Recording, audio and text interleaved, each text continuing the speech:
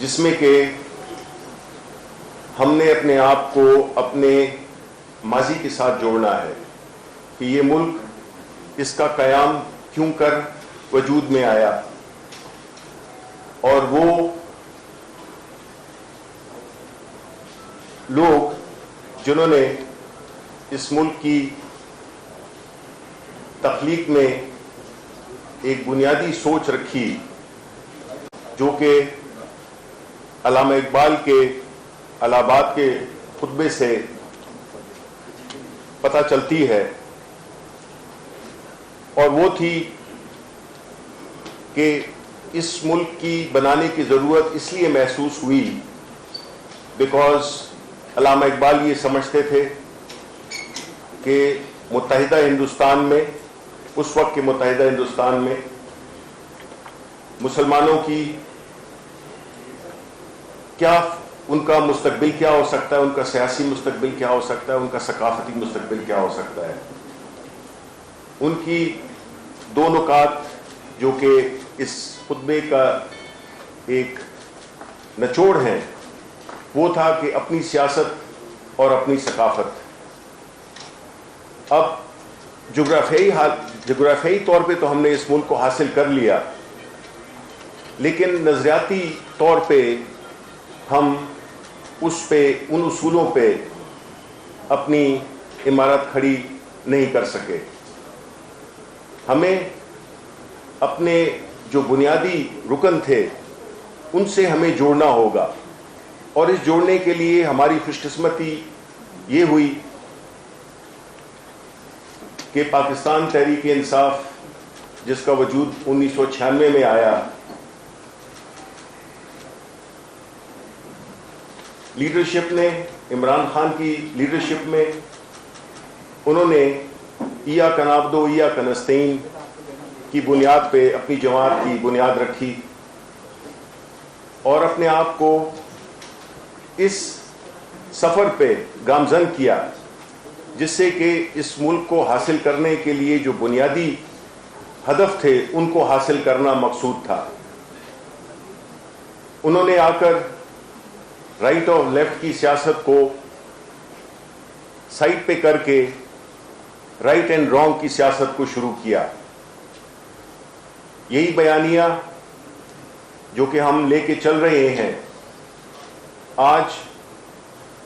ایک وہ بیانیہ ہے جس میں کہ ہم یہ سمجھتے ہیں کہ جو سیاست کا مقصد ہے وہ فلاحی ریاست قائم کرنا ہے،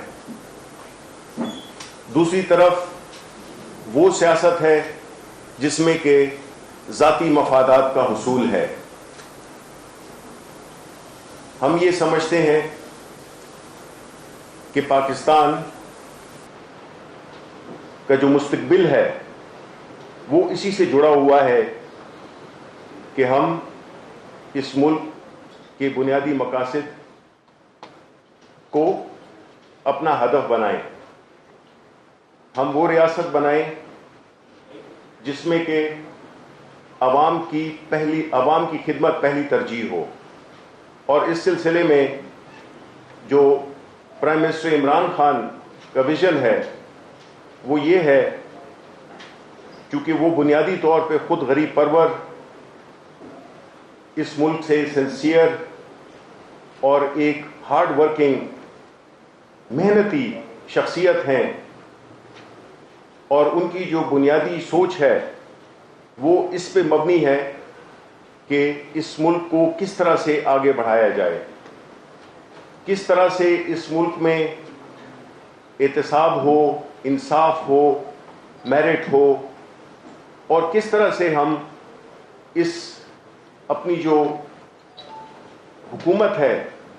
اس کو ہم کس طرح سے ایک فلاحی ریاست جس کی انسپریشن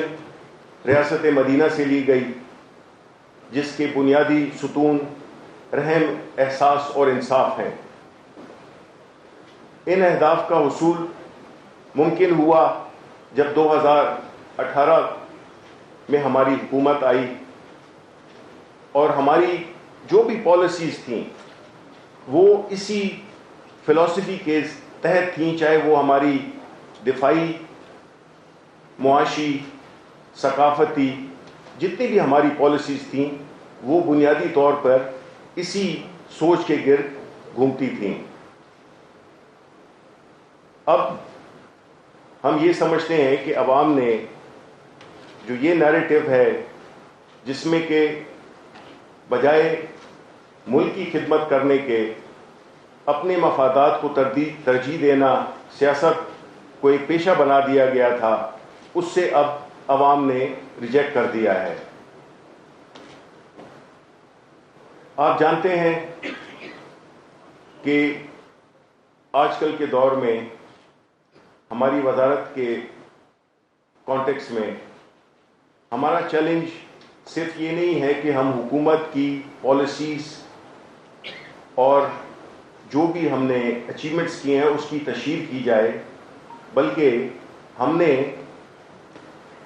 دونوں محاذوں پہ، اندرونی اور بیرونی دونوں محاذوں پہ ہم نے لڑنا ہے۔ اور اس سچویشن میں ہماری وزارت اطلاعات کا جو رول ہے وہ بہت زیادہ اہم ہو جاتا ہے۔ 5th جنریشن وار آپ سب جانتے ہیں کہ وہ اس وقت چل رہی ہے۔ ہمارے دشمن ہر طرح کا نقصان ہمیں پہنچانا چاہتے ہیں، ہماری اکانومی کو ڈسٹروائے کرنا چاہتے ہیں، ہماری جو ملک میں ہے نا امیدی اور افراتفری پھیلانا چاہتے ہیں۔ اس چیلنج کو نپٹنے کے لیے ہم یہ سمجھتے ہیں کہ ہماری وزارت اطلاعات پرائم منسٹر عمران خان کی قیادت میں اس جنگ کا بھرپور مقابلہ کرے گی، اور آپ جیسے ساتھی، اب آپ جانتے ہیں کہ یہ دور ایک ایسا دور ہے، سوشل میڈیا کا دور ہے، ڈیجیٹل میڈیا کا دور ہے، جس میں کہ ہر پاکستانی صحافی بن چکا ہے۔ ابھی ہم نے یہ جنگ پورے ملک کے لیول پہ لڑنی ہے۔ یہ صرف آپ کا فرض نہیں، اس ملک میں ہر وہ شہری، ہر وہ صحافی، ہر وہ وزیر اسی جنگ میں ہمارا شریک ہوگا، اور ہم یہ سمجھتے ہیں کہ ہماری جو یہ جنگ ہے وہ انشاءاللہ ہمیں کامیاب کرے گی، اور ہم اس کے ساتھ بحیثیت قوم کوئی سیاسی تقسیم کے علاوہ ہم کوئی بھی اس میں تقسیم نہیں چاہیں گے، اور چاہیں گے کہ ہم بحیثیت قوم اس جنگ کا مقابلہ کریں۔ آج آپ کو میرے ساتھی منسٹرز اپنی رسپیکٹیو منسٹریز کے بارے میں بتائیں گے، اور آپ کو بتائیں گے کہ جن چیلنجز کا ہمیں سامنا تھا جب ہمیں حکومت ملی